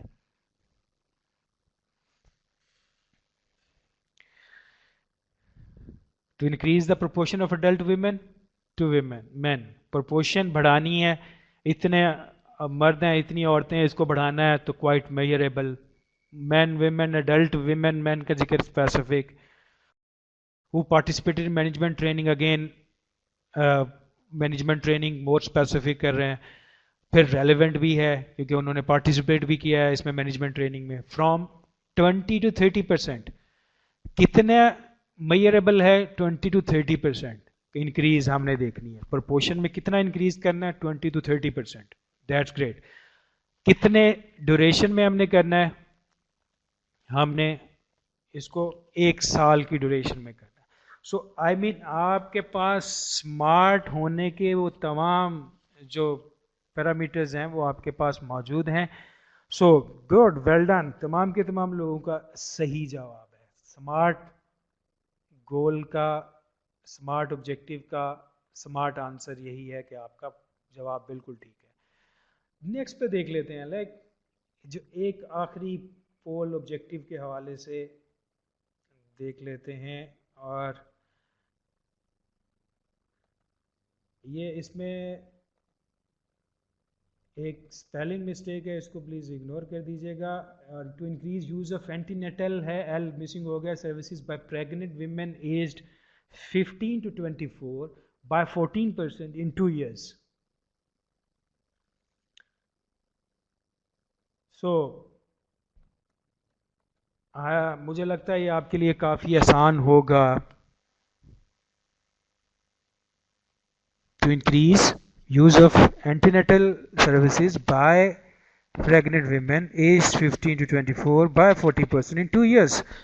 ब्रिलियंट, एक्सीलेंट, तमाम लोगों का जवाब बिल्कुल ठीक है। और अब आपको थोड़ा सा गेज करना आ गया है कि स्मार्ट ऑब्जेक्टिव को गेज कैसे करते हैं।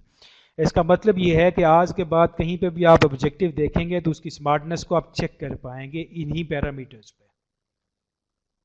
ठीक है, तो आपके लिए आसान हो गया ये देखना कि क्या ये ऑब्जेक्टिव स्मार्ट है या नहीं है। लेकिन जो सबसे ज़्यादा प्रॉब्लम में आती है वो प्रॉब्लम आती है लिखने में, कि ऑब्जेक्टिव स्मार्ट लिखने में हमें प्रॉब्लम आती है। तो उसको समझना बहुत ज़रूरी है, उसकी प्रैक्टिस करना भी ज़रूरी है। मैं आपको एक सिंपल फार्मूला दे रहा हूँ। इस फार्मूले को आप यहाँ पे किसी भी ऑब्जेक्टिव को जब आप लिख रहे हों तो उस ऑब्जेक्टिव को लिखने का फॉर्मूला जो है वो आपके पास, किसी भी ऑब्जेक्टिव को लिखने का फॉर्मूला जो है वो आपके पास ये है। अगर आप इसको ज़हन नशीन कर लें और समझ लें तो मुझे ये लगता है कि आपको जो है वो ऑब्जेक्टिव लिखने में आसानी हो जाएगी, आपको कंपोनेंट मिस नहीं करेंगे। इस चीज़ को याद रखिए, ये इसके वो जो स्मार्टनेस को इंश्योर करने के लिए रिक्वायर्ड पैरामीटर्स हैं। आपने कहा जो यहाँ पे वर्ब यूज़ करना होता है, ये वो वर्ब यूज़ करना होता है जो मेजरेबल हो, जैसे ये मेजरेबल वर्ब्स यहाँ पे लिखे हुए हैं। Impact oriented action verbs, outcome oriented action verb हम यूज़ करते हैं। मिसाल के तौर पे आप कहते हैं टू इम्प्रूव द, आप कहते हैं knowledge, to improve the knowledge among, किन में नॉलेज इंप्रूव करना है, आप कहते हैं अमंग क्लिनिक स्टाफ। फ्रॉम, कितना इंक्रीज करना है, X% to Y%। बाय, कब तक करना है आपने, time frame by the end of the project या विद इन 3 years। तो आपने कुछ वर्ब्स की सिलेक्शन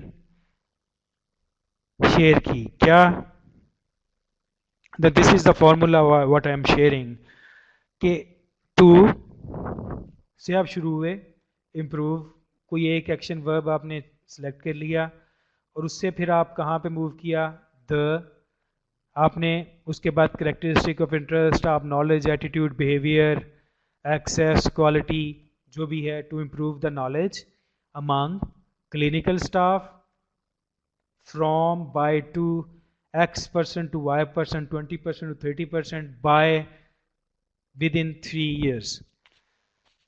आई होप कि आप लोग ये इस सिंपल फार्मूला को, ये एक फार्मूला कम जो है, ये एक तवीज़ आपको बना के मैंने दे दिया कि आप इसको यूज़ करते हुए आसानी से ना सिर्फ अपने ऑब्जेक्टिव लिख सकते हैं बल्कि इसको यूज़ करते हुए आप किसी रिटन फार्मूले को पहले से ऑब्जेक्टिव को इस पे गेज भी कर सकते हैं क्या सारी चीज़ें मौजूद हैं या नहीं है।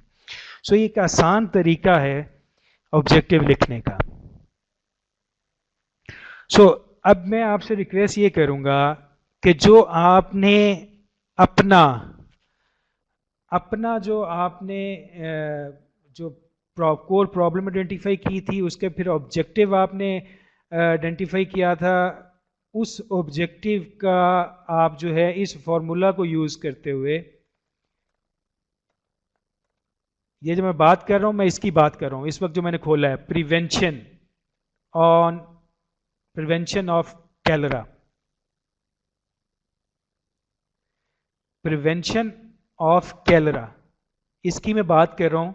और जिन लोगों ने असाइनमेंट की थी वो अपनी कोर प्रॉब्लम ले सकते हैं, उसको ऑब्जेक्टिव करें। मीन ऑब्जेक्टिव एनालिसिस में जो आपकी आई थी स्टेटमेंट, उस स्टेटमेंट को अब आप क्या करें, अब आप ये यूज़ करते हुए, इस फार्मूले को यूज़ करते हुए अपना ऑब्जेक्टिव लिखें। और ये ऑब्जेक्टिव जब आप लिख चुके हो तो चैट में आप वो ऑब्जेक्टिव अपना लिख के मुझे भिजवाइएगा।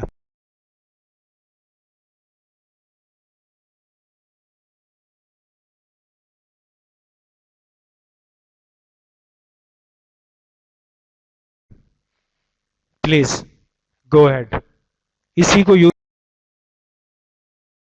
करते हुए आपने अपना ऑब्जेक्टिव लिखना है। जिन लोगों ने असाइनमेंट नहीं की थी वो प्रिवेंशन ऑफ कैलरा जो हमने एग्जांपल ली हुई है उसको यूज कर सकते हैं, या कोई और चीज जो है, कोई और कोर प्रॉब्लम लेते हुए उसको यूज कर सकते हैं। प्लीज मुझे ऑब्जेक्टिव, क्योंकि ये अगर आप लिखेंगे तो आपको श्योर हो जाएगा कि आप जो है वो ऑब्जेक्टिव लिख सकते हैं। सो ऑब्जेक्टिव लिखिए अपने प्रोजेक्ट का, और वो जो आपने प्रॉब्लम एनालिसिस किया था वहां से निकला है उसी का ऑब्जेक्टिव लिखिए जरा।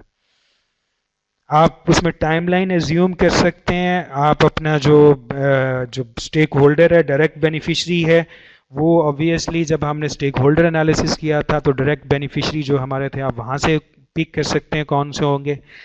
ठीक है, तो उसके अकॉर्डिंगली जो है वो आप ऑब्जेक्टिव लिखिए।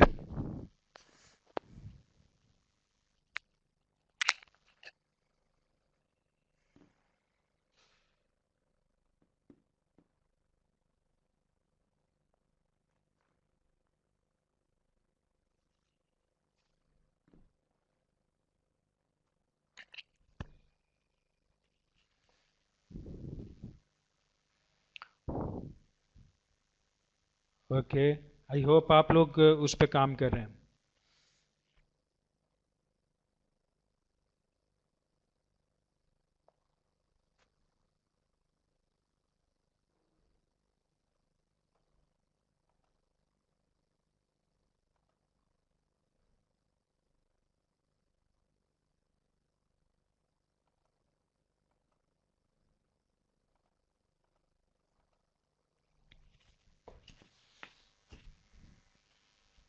किसी कोलीग ने लिखा है, साथी ने लिखा है, तो प्लीज़ शेयर कर दीजिए।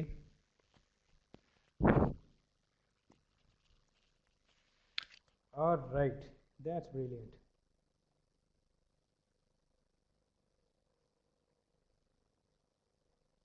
हमारे पास इसको थोड़ा बड़ा कर लेते हैं। ताहिरा ने लिखा है 2000 vulnerable households are resilient to improve physical access to staple diversified food and consumption of nutritious food in 30 flood disaster prone villages of Muzaffargarh, southern Punjab in 2 years। नियामत अली साहब लिखते हैं reduce rates of acute malnutrition among children under 5 years and pregnant and lactating women disaster affected areas। अच्छा, एक चीज़ का ख्याल रखिए, आपका objective जो है वो हमेशा 2 से स्टार्ट करना है आपने, और उसके बाद एक्शन वर्ब आना चाहिए। ये आपको जो अभी फॉर्मूला भी दिया है उसमें भी यही चीज़ है कि ये प्रैक्टिस आपने, जनरल प्रैक्टिस अपनी बनानी है कि आपने 2 से स्टार्ट करना है। अब 2 से जैसे मिस ताहिरा ने लिखा है, तो मिस ताहिरा ने अगर 2 से स्टार्ट करती तो ये टू इम्प्रूव आता पहले, to improve physical access to staple diversified food and consumption of nutrition food in 2000 vulnerable household, 30 flood located in 30 flood disaster villages of Muzaffargarh।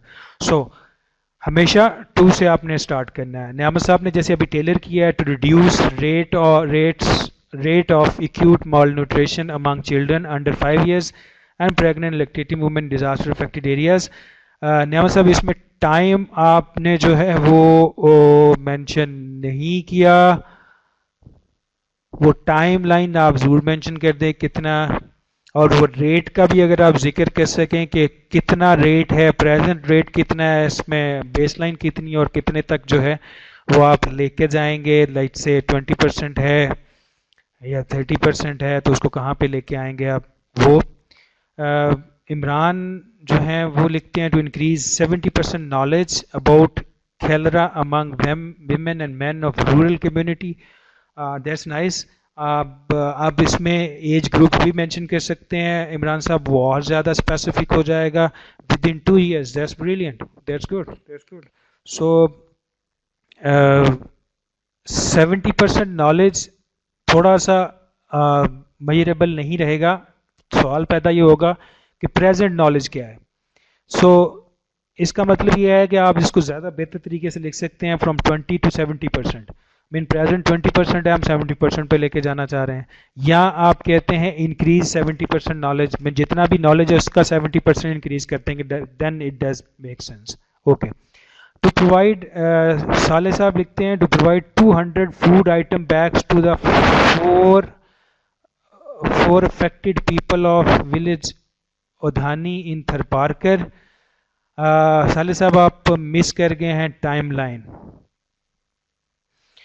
कब तक प्रोवाइड की जाएंगी? अफेक्टेड पीपल से भी ज़्यादा बेहतर यह है कितने हाउस होल्ड को आप प्रोवाइड कर पाएंगे, कितने लोगों को कर पाएंगे, वो ज़्यादा बेहतर अप्रोच होती है। To improve access to quality education in protective environment. Okay, fire affected. Okay, to improve access to quality education in protective environment, Ijaz Khan साहब जो लिखते हैं to improve access to quality education in protective environment for affected boys and girls in the area of hosting communities of KP। Okay, Ijaz Khan साहब आप timeline आप miss कर गए हैं, और अगर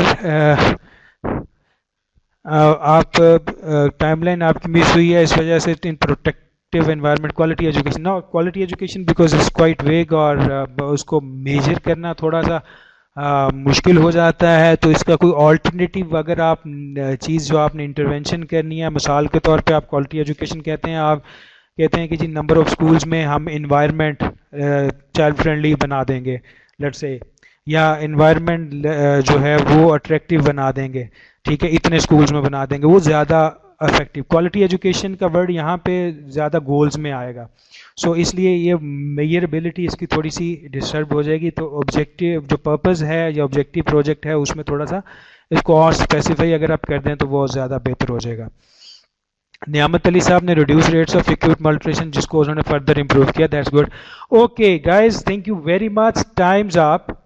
और आई होप आप लोगों का ये सेशन आज का अच्छा रहा होगा। हमने बहुत चीज़ों को देखा कि प्रॉब्लम एनालिसिस को हम आगे लेके चले हैं, ऑब्जेक्टिव एनालिसिस कैसे करते हैं, ऑल्टरनेटिव एनालिसिस कैसे करते हैं, फिर वर्क ब्रेकडाउन स्ट्रक्चर देखा, फिर हमने प्रोजेक्ट प्लानिंग मैट्रिक्स या जिसको हम लॉग फ्रेम एनालिसिस या लॉग फ्रेम भी कहते हैं उसके डिफरेंट कंपोनेंट्स देखे, और उन कंपोनेंट्स जो हमने देखे हैं उनको कैसे पॉपुलेट करना है अभी उस पर हम बात कर रहे थे। उसमें सबसे पहले ऑब्जेक्टिव था कि स्मार्ट ऑब्जेक्टिव कैसे लिखते हैं, अभी हमने उस पर बात की है। हम आएंगे एजम्पशन कैसे लिखते हैं, नेक्स्ट पे वो लिखेंगे, उस पे हम इसी तरह से प्रैक्टिस करेंगे। इंडिकेटर्स कैसे लिखते हैं, इंडिकेटर्स पे हम बात करेंगे, फिर हम मींस ऑफ वेरिफिकेशन पे बात करके पूरा पॉपुलेट करेंगे इंशाल्लाह नेक्स्ट सेशन के अंदर, और आपके पास लॉग फ्रेम एनालिसिस एक पूरा बन जाएगा। उसकी डिफरेंट टर्म्स पे हम नेक्स्ट सेशन में बात कर लेंगे, और नेक्स्ट सेशन अटेंड करने के बाद आई होप कि आप इस काबिल हो जाएंगे कि आप एक LFA आराम से बना सकें। So thank you very much. कोई क्वेश्चन आपका क्वेरी है प्लीज़ चैट